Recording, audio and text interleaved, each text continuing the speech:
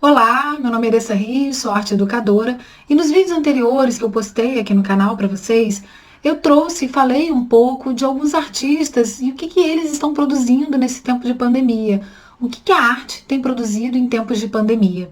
Se você não assistiu ainda nenhum desses dois vídeos, procure no canal que você vai encontrar Arte em Tempos de Pandemia, parte 1 e parte 2.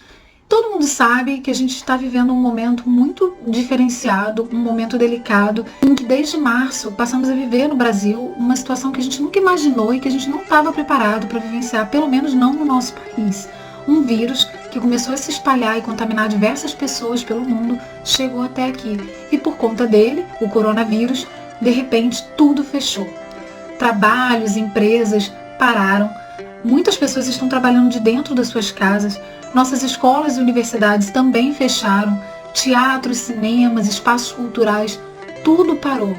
A cultura e a arte sofreram um impacto gigante com tudo isso, assim como toda a sociedade. Mas alguns artistas resolveram levar essa temática do isolamento social e do confinamento, da pandemia, para dentro das suas obras, fazendo através delas uma reflexão, uma crítica e se expressando poeticamente através delas também o seu olhar para esse momento. Não só as artes plásticas sofreram com o impacto da pandemia, como tantas outras linguagens artísticas, como a música, a dança, o teatro, o circo, o cinema e tantas outras. E não podia ser diferente com a cultura popular. Diante dessa nova realidade em que o distanciamento social se faz mais do que necessário, muitas festas, tradições, festejos da cultura popular brasileira não puderam ser realizados, pelo menos não da maneira como costuma acontecer, nas ruas, para um público grande, aglomerando centenas de pessoas, pela força que tem essas tradições para o nosso povo e para a nossa identidade cultural. Mas assim como outros artistas, esses grupos tradicionais, mestres, foliões, brincantes, estão se reinventando nesse momento delicado e difícil para muitos, já que a maioria depende desses festejos, dessas festas, para manter de pé não só a tradição, mas também porque muitos tiram daí o seu sustento e eles esperam justamente essa época do ano para angariar fundos para manter de pé o seu festejo, que se faz no contato, na troca, nos espaços abertos e na presença do público. Sendo assim, muitos desses festejos não puderam ser realizados. Alguns conseguiram se adaptar a esse momento, pelo menos parcialmente, realizando parte desse festejo num espaço seguro dentro de suas casas ou espaços ritualísticos com o mínimo de pessoas necessárias. Alguns desses festejos, ou parte do que foi possível realizar, foi filmado e postado nas redes sociais ou transmitido ao vivo através de lives no Instagram, no Facebook, no YouTube, fazendo o ritual ou festejo de forma virtual. Esse foi o meio encontrado de manter viva a tradição e de marcar espaço diante do descaso da maior parte dos governos com esses grupos culturais e com a própria classe artística nesse momento. Diante disso, eu trago para vocês algumas dessas manifestações da cultura popular brasileira, cujo festejo ou celebração aconteceriam durante esses meses que a gente está confinado, março, abril, maio, junho e julho, mas que nesse ano de 2020 não puderam acontecer ou que aconteceram parcialmente de forma virtual. Em cada vídeo das próximas semanas, eu vou abordar uma dessas tradições, começando hoje pela Festa do Divino. A Festa do Divino é uma manifestação cultural e religiosa de origem portuguesa que veio para o Brasil no período da colonização e que hoje está presente em diversas regiões do Brasil.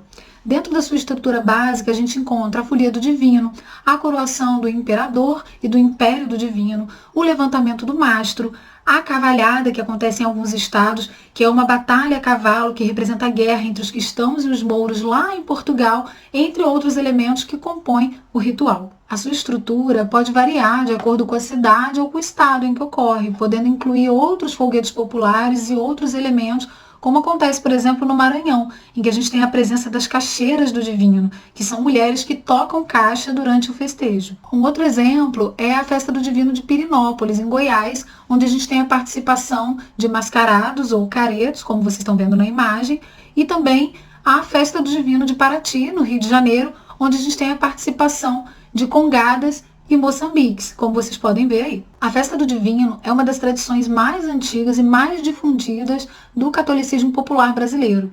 E a origem do festejo está ligada à data de Pentecostes. Por isso, a celebração acontece 50 dias depois da Páscoa, podendo acontecer em abril, maio ou junho, dependendo do mês e do dia em que a Páscoa cai. No calendário hebreu, essa data marca o fim das colheitas do trigo e é o momento de festejar as boas colheitas e agradecer.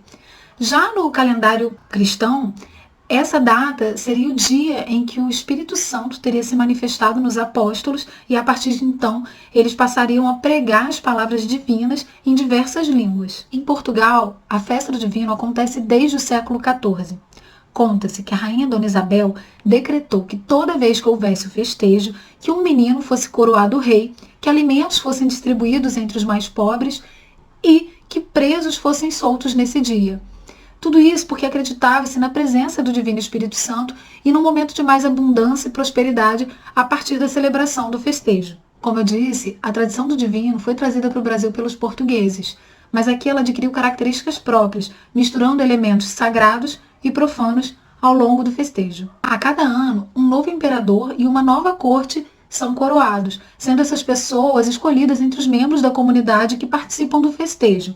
A corte sempre anda acompanhada da bandeira do divino, de cor vermelha, representando o fogo, que teria sido a forma pela qual o Divino Espírito Santo teria se manifestado para os apóstolos, e a pomba branca, representando o próprio divino. Algumas dessas festas do divino, como a de Pirinópolis e a de Paraty, foram registradas pelo IPHAN, o Instituto do Patrimônio Histórico e Artístico Nacional, como patrimônio imaterial, ou seja, como parte da identidade cultural do nosso país e que precisa ser preservada.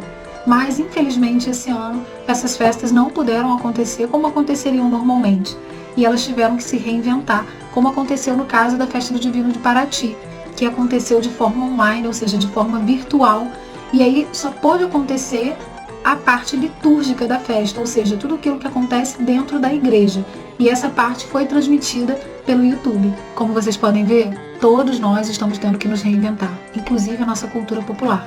Hoje eu apresentei para vocês um pouco da Festa do Divino e nos próximos vídeos das próximas semanas eu vou apresentar para vocês outras tradições populares que tiveram que se reinventar, que fazem parte da nossa identidade cultural e artística, e espero que vocês tenham gostado. Lembre de se inscrever no canal, de ir lá no sininho e marcar para receber notificação toda vez que tiver vídeo novo no canal, e aqui embaixo, na legenda do vídeo, eu deixei um link para um material adicional. Bom, é isso pessoal, até o próximo vídeo.